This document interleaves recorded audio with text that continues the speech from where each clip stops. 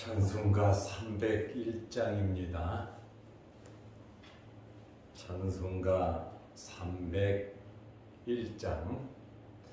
지금까지 지내온 것 주의 크신 은혜라.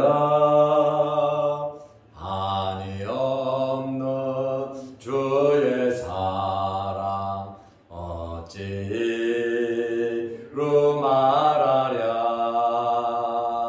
자나깨나 주의 손이 항상 살펴주시고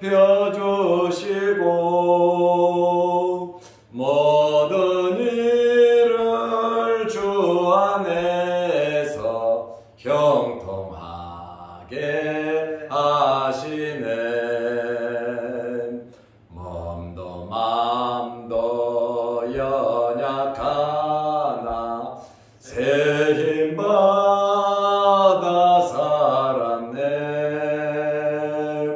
물 붓듯이 부시는 주의 은혜 족하다.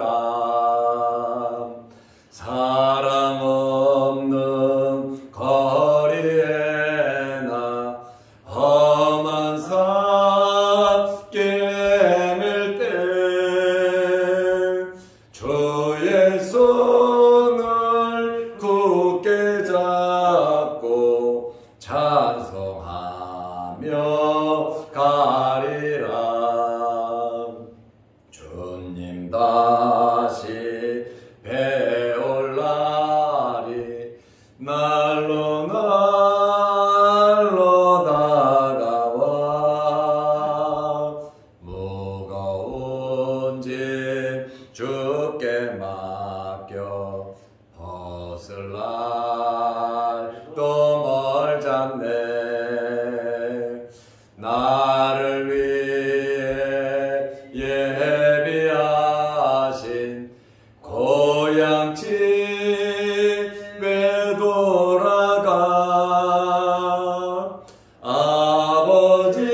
아버지의 품 안에서 영원토록 살리라. 아멘. 사도신경으로 우리의 신앙을 고백하겠습니다.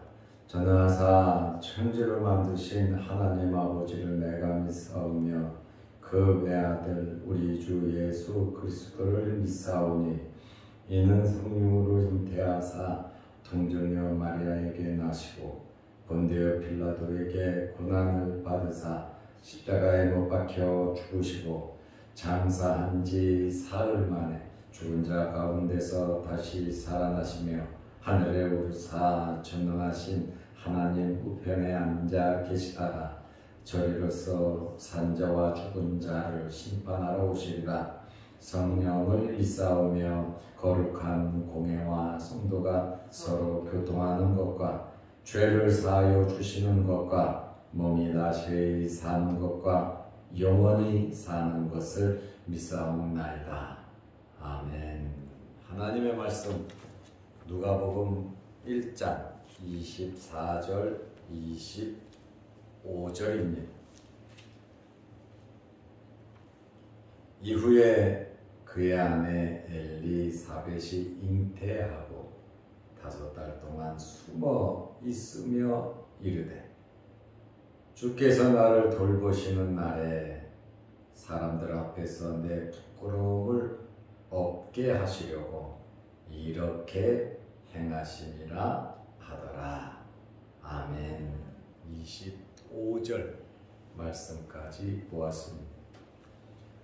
오늘은 사가랴의 아내가 임신한 내용에 대해서 잠깐 말씀을 드리겠습니다.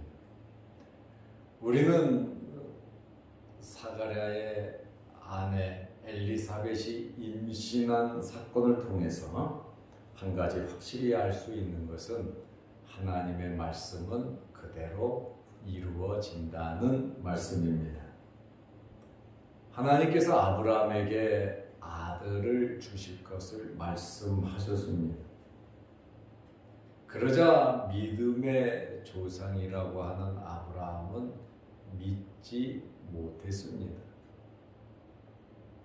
열국의 어미라고 하는 아브라함의 아내 사라는 아들을 낳을 것이라는 말을 듣고 웃었습니다. 어이가 없다는 거죠.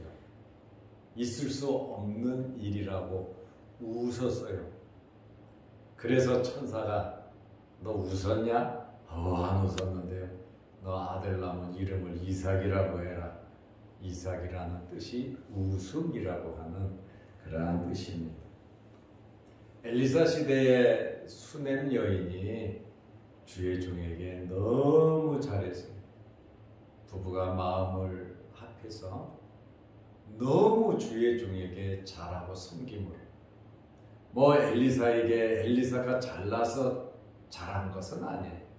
하나님의 종이기 때문에 잘한 겁니다. 하나님의 사람으로서 대접을 했단 말이죠. 그러나 너무 얼마나 극진히 대접을 하는지 엘리사가 어찌 감당할 수 없을 정도로 너무 신경을 썼어요. 그래서 축복을 하고 싶은 거예요. 그런데 그 집에 자식이 없었어요. 그리고 남편은 굉장히 늙었어요. 그래서 엘리사가 니네 집에 하나님께서 아들을 줄 것이다. 내년 이맘때 아들 낳을 거다. 그랬더니 그렇게 봉사 잘하고 열심히 믿던 수넴 여인이 뭐라 그랬습니까? 당신의 계집종을 속이지 마옵소서 그랬거든. 농담하지 마시고 속이지 마십시오. 가망이 없습니다. 이렇게 말을 했습니다. 사가랴에게 하나님의 말씀이 전해졌습니다. 가브리엘 천사가 말을 했죠. 내가 아들을 낳을 거다.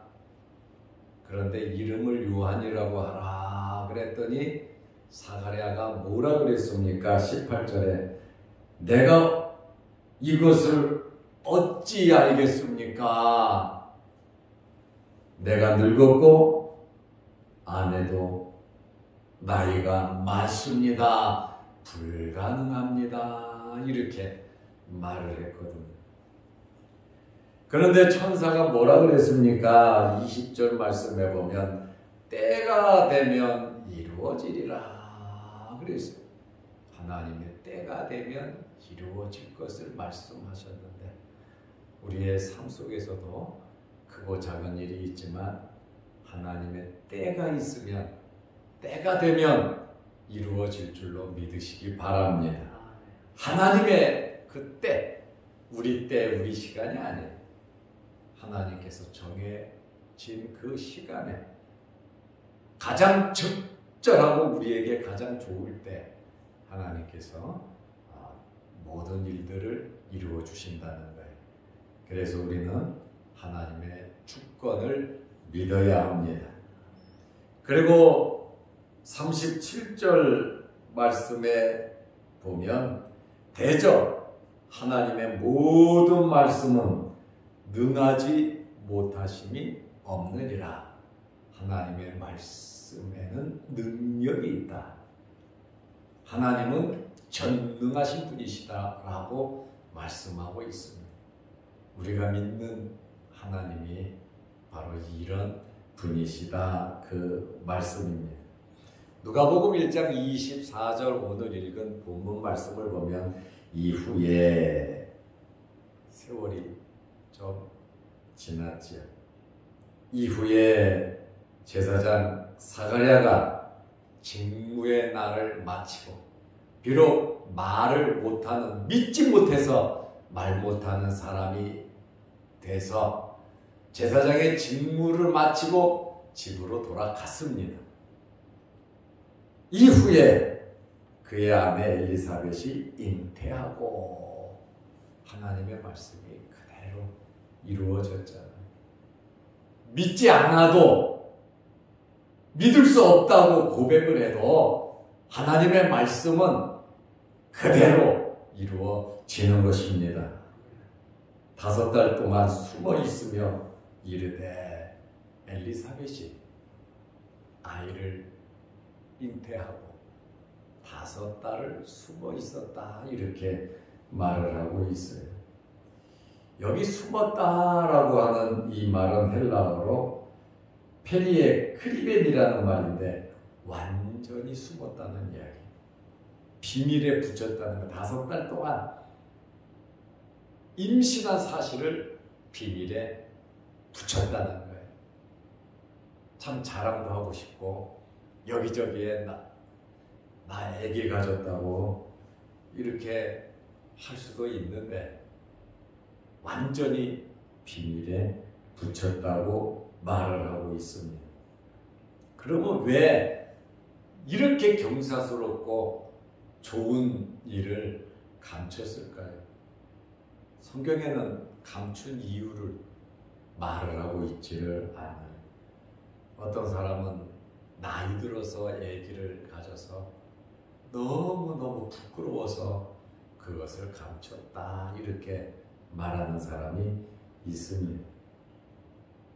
그리고 둘째로는 혹시나 임신해서 아이에게 부정한 일이 생길까봐 부정을 방지하기 위해서 비밀로 붙였다라고 하는 사람도 있고, 세 번째는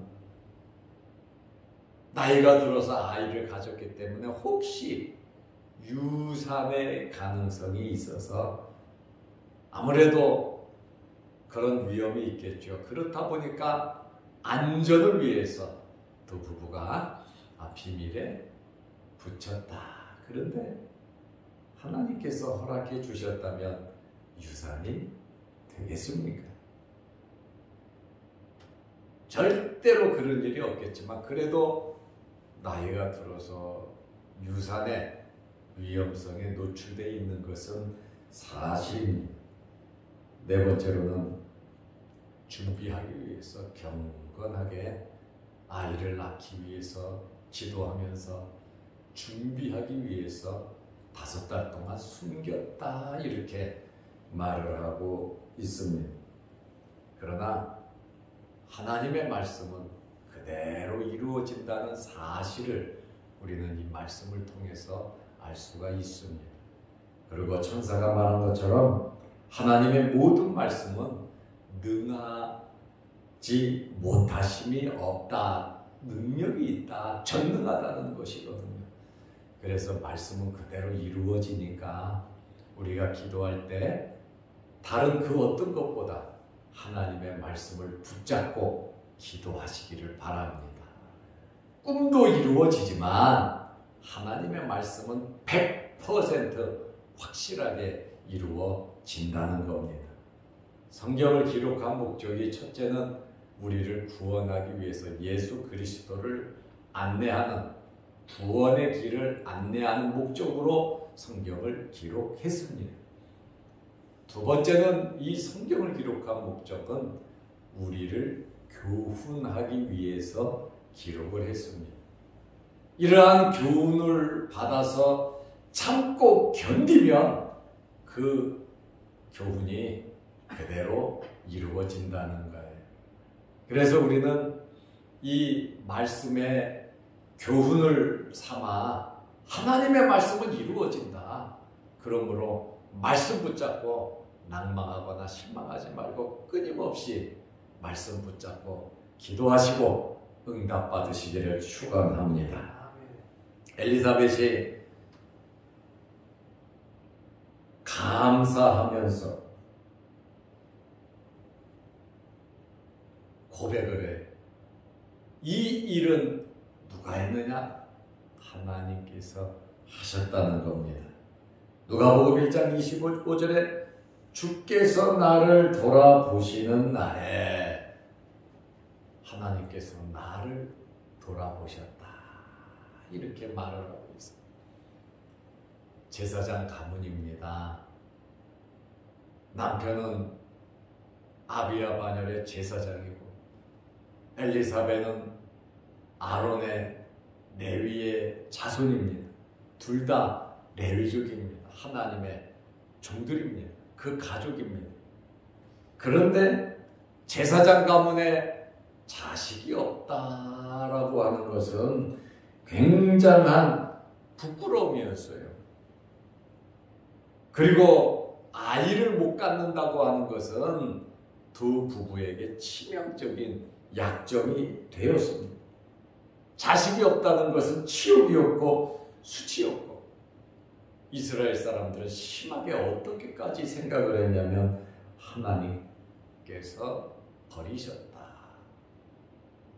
하나님으로부터 제약을 받았다, 이렇게 이스라엘 사람들이 생각을 했다는 걸, 사실은 그게 아닌데 주시든 안 주시든 그것은 하나님의 주권에 관계된 것이기 때문에 우리가 이렇다 저렇다 말할 자격은 우리에게 없습니다. 그러나 그 당시에 이스라엘 사회의 배경은 그렇다 이 말이에요. 자식이 없으면 수치, 수모, 치욕, 하나님께 버림을 받은 거다, 저주받은 거다, 이렇게까지 나쁘게 생각을 했어요. 사실은 그게 아니거든요. 그렇다 보니까 주께서 나를 돌보시는 날에 하나님께서 자기를 돌보시니까 사람들 앞에서 내 부끄러움을 없게 하시려고 부끄러움을 가지고 있었던 것을 알 수가 있어요. 그래서 아이를 가진 다음에 하나님께서 내 부끄러움을 없애주셨다. 그리고 하나님께서 나를 돌봐주셨다. 임신을 했기 때문에 돌봐주신 것이 아니라 끊임없이 하나님께서는 이들을 돌봐주고 계셨어요. 그러나 아이를 가짐으로 특별히 하나님께서 나를 이렇게 돌봐주셨고 나에게 부끄러움을 없애주셨다, 이렇게 고백을 하잖아요. 여기 내 부끄러움이라고 하는 이 말은 오네이도스라는 헬라어인데 비난, 불명예, 모욕을 다 없애주셨다, 한 방에 하나님께서 해결해 주셨다라고 하는 그러한 말씀이에요. 그런데 기적적인 사건이죠. 과학적으로, 의학적으로 불가능한 일을 하나님께서 하셨거든요. 하나님께서 하신 일을 과학으로, 의학으로 무엇으로 증거를 하겠습니까? 증거할 수가 없어요. 과학, 의학 위에 하나님의 역사가 있는 겁니다. 사람이 어떻게 해서 생기고 뼈가 어떻게 생기는지 그것도 아직 증명이 되지를 못했거든요. 그런데 이러한 하나님의 놀라운 역사를 사람의 머리로, 학문으로, 의학으로, 과학으로, 철학으로 하나님을 증거한다고요? 그것은 어림없는 이야기입니다. 물론 그렇다고 해서 의학과 과학이나 자연현상을 무시하는 것은 아니에요. 그러나 그것을 뛰어넘는 하나님의 놀라운 역사가 있음을 믿으시기 바랍니다. 그 잣대로 하나님을 맞출 수가 없다는 거예요. 이렇게 하나님께서 놀라우게 역사하니까 엘리사벳도 깊은 감사의 고백을 하고 있지 않습니까? 오랜 세월 고통 속에서 수치와 치욕과 비난과 수근수근거리는 것과 정말 제사장 가문으로서 자식이 없으므로 너무나도 마음이 아팠는데 하나님께서 참 나이 들어서 아브라함의 집에 역사해 주셨듯이, 이삭의 집에 역사해 주셨듯이, 수냄 여인의 집에 역사해 주셨듯이, 한나의 가정에 사매를 주셨듯이, 하나님께서 마노아의 가정에 삼손을 주셨듯이, 이렇게 어렵고 힘든 사람의 힘으로 할 수 없는 그러한 일들을 하나님께서 해주심으로 오랜 세월 고통에서 해방되는 큰 결실이 사가랴에게, 엘리사벳에게 있었다, 그 말입니다. 어렵고 힘든 여러분들에게 있는 이런 고통들이 크고 작은 고통들이 이 가정에 나타난 하나님의 놀라운 능력과 같이 여러분에게도 2023년도에 이루어지시기를 축원합니다. 엘리사벳의 이 고백은 이렇게 행하심이라 하더라. 하나님께서 부끄러운 모든 치욕, 이 부끄러움을 모두 없애주셨다. 하나님께서 해주시면 여러분 명예가 회복이 됩니다. 세상에서 우리가 살아가면서 크고 작은 어려운 일들이 있어요. 때로는 준상모략을 당하기도 하고 하나님 말씀대로 산다고 비난을 하기도 합니다. 너 기도해서 잘 된 게 뭐 있냐? 너 교회 다니면서 잘 된 게 뭐 있냐? 하면서 때로는 비방을 할 수도 있고 비난을 할 수도 있습니다. 그러나 여러분, 하나님은 살아계십니다. 하나님의 말씀은 능하지 못하심이 없습니다. 우리에게 놀라운 하나님의 역사가 나타나므로 끊임없이 사가랴와 엘리사벳의 가문처럼 하나님 앞에 의인이고 하나님의 말씀을 흠없이 지키고 기도하고 하나님을 섬기면서 이것이 하나님을 믿는 증거이다, 이렇게 간증할 수 있는 날이 여러분들에게 속히 오기를 축원합니다. 기도하겠습니다. 하나님 아버지, 이제 명절을 앞에 놓고 많은 성도들이 고향으로 출타를 합니다. 가는 길 하나님 지켜주시고 오는 길도 지켜주시고 친척들, 식구들, 형제들 만나서 하나님께 예배드리며 간증하며 또 베풀면서 복을 빌어줄 수 있는 하나님께 감사하는 모임이 되게 하여 주옵소서. 오늘도 이 새벽에 우리를 주의 전으로 부르시고 예배드리게 하시고 기도하게 하시오니 감사합니다. 우리의 예배를 받으시며 우리의 기도에 응답하여 주옵소서. 또한 영상 유튜브를 보며 함께 예배를 드리며 기도하며 말씀으로 은혜받고 감동하는 그 성도들에게도 크신 복을 내려 주옵소서. 이제 2023년 설날을 맞이하면서 우리가 경건하게 지낼 수 있도록 모든 식구들이 하나님 말씀 앞에 겸허하게 예배드릴 수 있도록 크신 은혜 베풀어 주옵소서.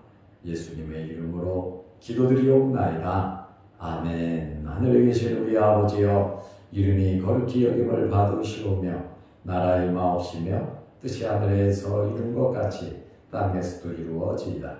오늘날 우리에게 일용할 양식을 주옵시고 우리가 우리에게 죄 지은 자를 사하여 준 것 같이 우리 죄를 사하여 주옵시고 우리를 시험에 들게 하지 마옵시고 다만 악에서 구하옵소서. 대개의 나라와 권세와 영광의 아버지께 영원히 있사옵나이다.